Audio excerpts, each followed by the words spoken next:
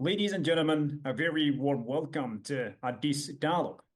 While Pan-Africanism has made a significant stride in addressing the continent's persistent challenges, it continues to face diverse issues from multiple fronts. And as such, this great continent of ours, Africa, finds itself grappling with some of the issues it had to go through a long time ago.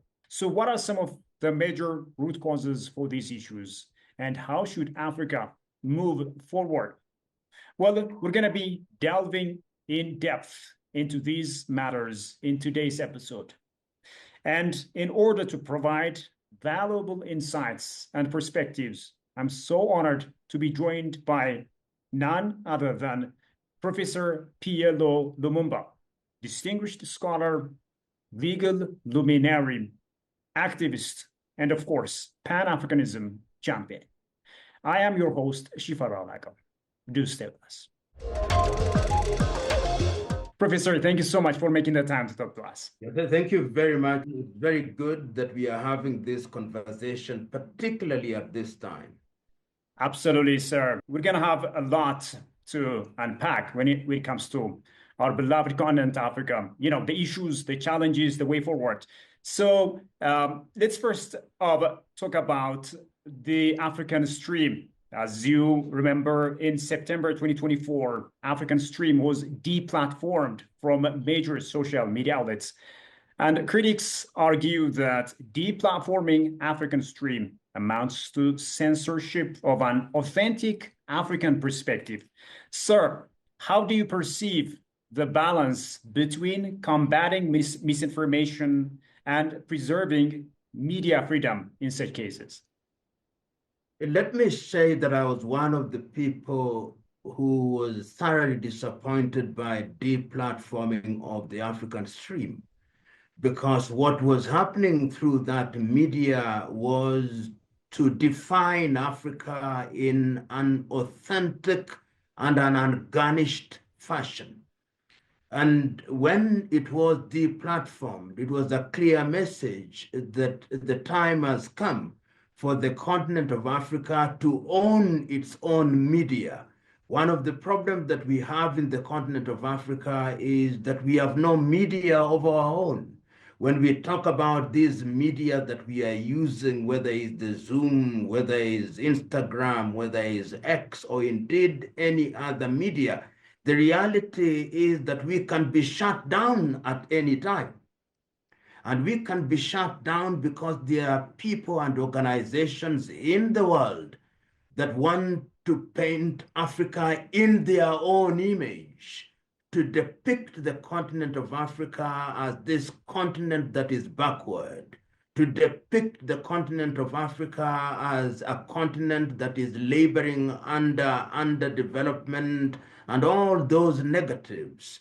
And if we did not, as they say in other parts of the world, if we did not smell the coffee, then the problem is ours. It is our duty, the 1.4 billion of us, to now come up and begin to have our own satellites, to begin to have our own Pan-African television stations, our own Pan-African radio stations, our own Pan-African equivalent of X, equivalent of Zoom, equivalent of Instagram, equivalent of LinkedIn. It is only then, as the saying goes, that if the lions have no historians, it is the hunters who will talk about their exploits rather than the bravery of the lion. The time is now. The clarion call is alive and well. That's a great idea, Prof, obviously. As you know, Ethiopia has played a central role in Pan-African history, from being one of the founding members of the Organization of the African Unity, the OAU, to leading the fight for African unity. So, Prof, can you reflect on Ethiopia's historical significance in the broader Pan-African movement and its contributions to the ideological framework of Pan-Africanism? We never talk about this as often as we should, but in 1963, when there was contestation as to where the Pan-African movement should begin to have a launchpad. The contestation was whether the meeting should be held in Accra, Ghana, or in Cairo, in Egypt. That is when Haile Selassie stepped in and said, I will host you in Addis Ababa. And there is need for a historical context at this time. Remember, the neo-colonizers had started dividing the continent at that time, rather. And at that time, as you remember, and I'm using this word at that time twice deliberately, there was the meeting in Casablanca, Morocco, which had the prime movers, the Osagie for Kwame Nkrumah and people like Gamal Abdel Nasser saying, we want to have an independent Africa. We want to have African institutions. And the colonialists had already created the Monrovia group and the Brazzaville group, so that when the meeting is held in the month of May 1963, it was actually the idea that Addis Ababa would just be a temporary capital of the AU or the OAU then. But of course, we know that things developed in the manner that they did. And Haile Selassie's speech on that day was a moderating speech. There were 32 heads of states and government at that time. And Haile Selassie, in very much the same way as Kwame Nkrumah, was emphasizing the need for African unity, emphasizing the need for Africa moving in one direction, emphasizing the need for having authentic African approaches, having a platform where Africans could resolve their problems. And I think that is something that we should thank the Ethiopian administration for, particularly the administration of Emperor Haile Selassie, as he then was. Continued to host African leaders, the transition from the Organization of African Unity and ultimately to the African Union. There are many good things that have happened. Remember, under the aegis of the OAU, many African countries which were still laboring under colonization were liberated. But the Union can and should do better. One of the things that I continue to fault Ethiopian government about is free access to Addis Ababa. If there is any one country that should not require a visa from any African country, it is Ethiopia. But I still know people who need visas to come to Ethiopia. And I hope that the administration of Prime Minister Abiy will this year announce that not any African will require a visa or a work permit to be in Addis Ababa, Ethiopia. If they did that, they would be giving meaning to the spirit of Pan-Africanism that was planted in 1963, and that would be a game changer. Thank you so much for that brilliant idea, and of course for that comment as well. So still staying on Ethiopia, Ethiopia's status as the only African country that successfully resisted colonization made it a symbol of resistance, Prof, as you know, and hope for many African nations seeking independence. In this regard, how did Ethiopia's role as an independent nation shape its relationship with other African states during the struggle for the decolonization processes and efforts? And how has this legacy evolved post-independence? You know, when the Ethiopians fought the Battle of Adwa and defeated the Italians, with the consequence that the Italian occupation was only for a short time, and that Ethiopia was not colonized at all, it sent one clear message that Africans had the ability to resist the colonizers. And many are the countries, many are the individuals, many are the freedom fighting movements that drew courage from the Ethiopian experience. My only agony is that this history is not taught as well as it should be. My only regret is that even Ethiopia herself has not, to the extent that it should, made her presence felt in the continent of Africa. Beyond hosting the OAU and the African Union, we should see an Ethiopia that is more involved, an Ethiopia that is more present, an Ethiopia that plays a critical role within the Horn, that provides leadership in the Horn of Africa, that provides leadership in IGAD, that is more involved in African affairs. But that said and done, the fact that Ethiopia resisted and therefore retained a culture of independence is something that has continued to energize Africans, not only in the mother continent, but in the diaspora. You only have to go to the diaspora in the Caribbean, in countries such as Jamaica, Trinidad and Tobago, Antigua and Barbuda, St. Kitts and Nevis, Barbados, and of course, Aruba and those other Caribbean countries, and even beyond that, to appreciate how the Ethiopian experience is normally touted, and rightly so, as a demonstration of Africans' ability to run their affairs and to resist external aggression, and to do so in a successful manner. But I want to see an Ethiopia that is out there telling this good story for this generation and generations yet to be born. Wow. Let's also take some time and talk about Pan-Africanism. As you know, Pan-Africanism seeks to promote solidarity, not only among African nations, but also among all African diaspora across the entire world. In your view, where does Pan-Africanism stand today, especially in terms of uniting African people, both on the continent and in the diaspora, in order to achieve its mission? And what progress has it made so far? And where do we still fall short? It is, in order to answer that question, we must always remind ourselves that Pan-Africanism, as we know, it had its root in the Caribbean.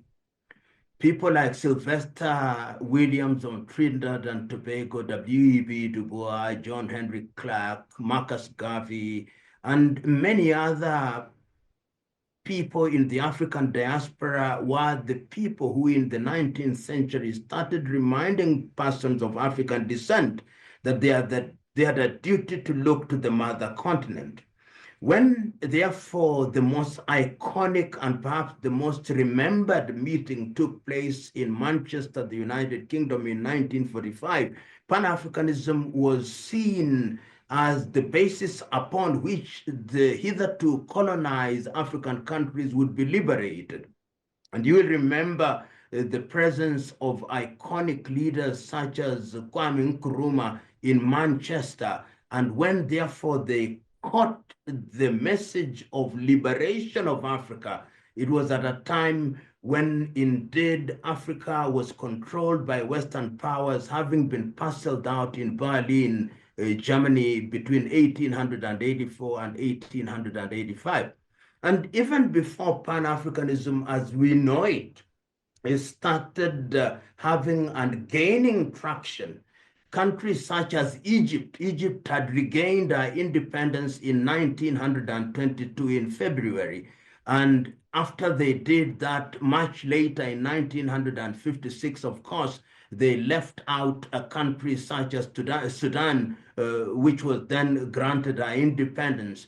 And people, I saw a Somali professor contesting with me at one time as to which country regained independence in the manner that we talk about it. And of course, Pan-Africanism then informed the real struggle for independence. And that is why historians normally say that it is as a result of Pan-Africanism that Ghana is considered to be the first African country to regain independence in the Pan-African spirit in 1957, and not Sudan in 1956. So that in those early days, Pan-Africanism was about regaining political independence. And you remember those iconic words of the Osagie Kwame Nkrumah when he says, "Seek ye first the political kingdom and the rest shall come later." But today, when we are talking about Pan-Africanism, we must move away from the romanticization of Pan-Africanism. The Pan-Africanism solidarity that we are talking about is about economic liberation. We are talking about social cohesion. We are talking about spiritual liberation. And the Pan-Africanist spirit that we are talking about is development by refinement from its articulation in the 18th century, 19th century, 18th century, coming into Addis Ababa, Ethiopia in 1963, when we are talking about decolonization and decoloniality. And today, we are seeking solidarity for total economic liberation.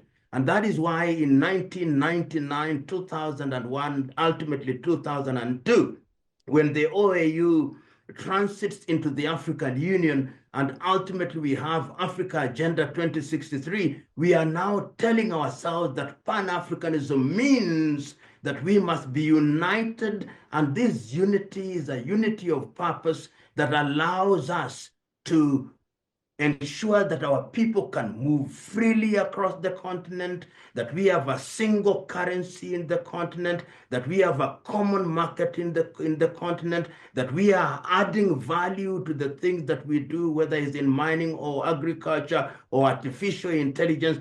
Pan-Africanism must therefore be understood to mean the solidarity of people of Africa and African descent, wherever they are in the world, for the purpose of ensuring that the mother continent and her peoples are completely liberated and are capable of exercising their intellect for the purpose of the total development of the continent of Africa for this generation and generations yet to be born.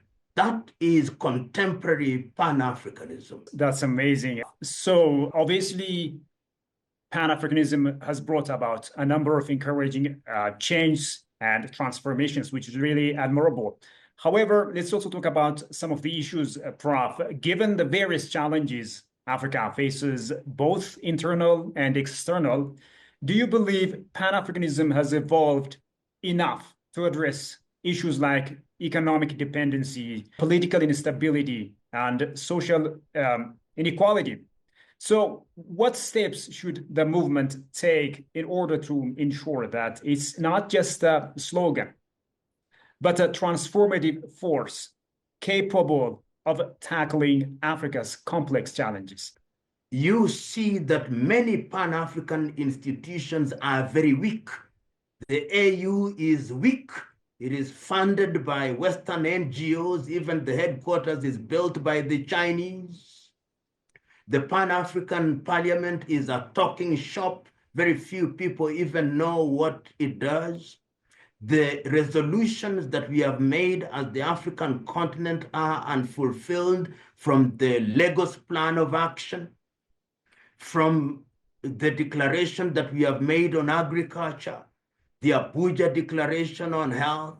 When we talk about human rights, we talk about silencing of the guns by the year 2020, so that you look at an Africa that makes resolutions and declarations, but very little is done in fulfilling these. When we are electing individuals to join the AU, what we do is that politicians who are retiring from their countries are the ones who are seeking office in the African Union. And in that way, we weaken African institutions. The African Union conducts our affairs in an opaque fashion. So I can't agree with you more that we must re-examine. Indeed, in the year 2018, the African Union itself recognized that it needed to be reformed, and Paul Kagame, the president of Rwanda, was tasked to suggest certain reforms. But I believe that even now, we need to reform the African Union, so that it's not a retirement site for you politicians who have very little to contribute to the African continent. And I'm saying, look at some of the resolutions. We talked about silencing the guns by the year 2020. We did not. Right now, you find conflicts in Sudan. And where are they being mediated? In Jeddah, in Saudi Arabia. If there is a diplomatic tiff between Somalia and Ethiopia, where is it being mediated? In Istanbul, in Turkey. When there is a conflict in the Democratic Republic of Congo, in southern Cameroons, when there is a conflict in northern Mozambique, in Central African Republic, it is the Russians that are involved there, the Ukrainians that are involved there. We must take charge of our affairs, and we are not. So going forward, I'm suggesting that the time is now that we in the African continent must begin to take charge of our affairs. We can't even feed ourselves. Africa is importing anything between 60 and 70% of our foods. We've become a continent that is raped and abused. And remember that the colonizers love an Africa that is divided. They love an Africa that is at war because they make guns and sell guns to us. They make bombs and they make landmines. And when therefore we are fighting, they love it in that way. They want our mines, they want our minerals, they want our timber. And the time is now for Africa, and I've said this before and I'm repeating it, that Africa should now stop making new resolutions and protocols. What we should do is to go into the implementation mode and begin to implement the things that are going to ensure that the continent is freed from the chains of neocolonialism. It is Kwame Nkrumah who in 1965 wrote a book, Neocolonialism, the Last Stage of Imperialism. And he says in that book, among other things, that this is the most dangerous phase. It is the phase when you see institutions and neocolonial bodies becoming more dangerous because they are losing their grip on the continent. You'll see La Francophonie wanting to control our former colonies. You'll see the British through the Commonwealth trying to do so. You'll see the Americans trying to use their institutions. You'll see the Germans trying to do so. You'll see the Chinese trying to do so. You'll see the Russians trying to do so. They'll see the Indians trying to do so. Our duty is to ensure that we are strong, and in our strength, we can then enter into negotiations with everybody, but on our terms, so that our relationship is symbiotic rather than parasitic. We must do it, and we must do it boldly. Otherwise, we will always be invited to parties which are organized by others, and we only play the gooseberry. The time is now for us to wake up. And I can see something beginning to happen in Africa. What is happening in the Sahel, with Burkina Faso, with Mali, with Niger, with Guinea, is beginning to tell us that Africans want something new. And that something new, if it can't come through the ballot, which is abused by short-term selfish politicians, extraordinary means will be used and the people will seize power so that they can serve themselves. The time is now. The duty is ours.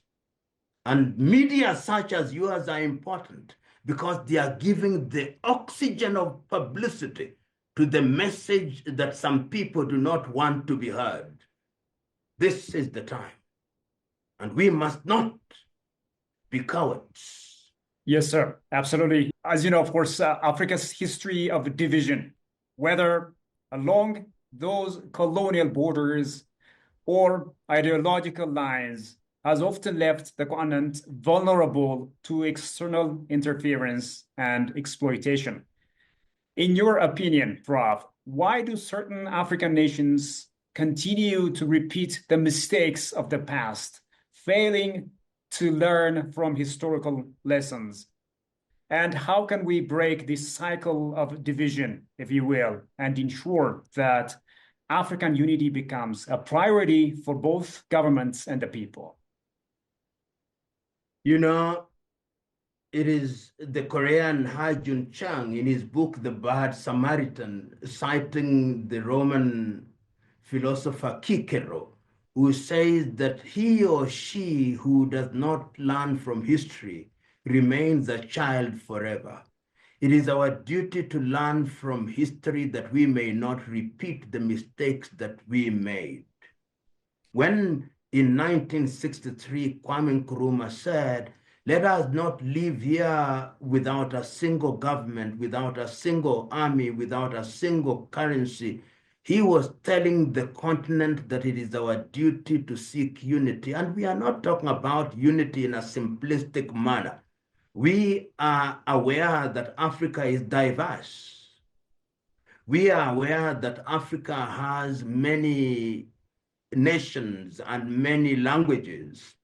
But we are aware, as Ali Mazrui says, that what appears to be like a Tower of Babel can actually be a power of Babel. If we emphasize on the things that unite us, if you ask any African man or woman in the streets of Dakar, Senegal, or Nouakchott in Mauritania, Ouagadougou, or in Addis Ababa, or Asmara, or Nairobi, or Lusaka, or Windhoek in Namibia, or Harare, or Johannesburg, what they want is food. They want security. They want education. They want good health. They want good infrastructure. And when we are talking about unity, we are talking about creating and manipulating our natural resources to ensure that that does happen. So that somebody in Ethiopia, if he or she is of the view that that can be obtained in South Africa, why not? Why can't there be a single passport in Africa that enables me to move from Addis Ababa in Ethiopia to Sierra Leone, Freetown, or to Monrovia? It can be done. And that is why we have a protocol that talks about free movement of peoples. Why can't it be possible for me to work in Djibouti or work in Niamey in Niger without requiring a work permit? Why can't it not be possible for me to fly from Addis Ababa in Ethiopia, and in this regard, Ethiopian Airline is already doing us proud, and to go to Casablanca in Morocco? This is the unity that we are talking about. We have regional blocks such as SADC, such as ECOWAS, such as East African communities, such as IGAD, such as the Maghreb. These are the building blocks. And our duty is to entrust individuals who have the vision and the love for Africa to begin to move in this direction. It can be done, and it must be done. Because if we are not organized, if we do not speak with one voice, then we are weak. Sometimes I listen to some of our politicians speaking in a very simplistic manner. Somebody says, I want Africa to have a permanent seat in the Security Council of the UN, as if that is an achievement. Who respects the UN? We have seen during the war between Russia and Ukraine and the Israeli-Gaza war, resolutions of the UN being ignored and trampled underfoot.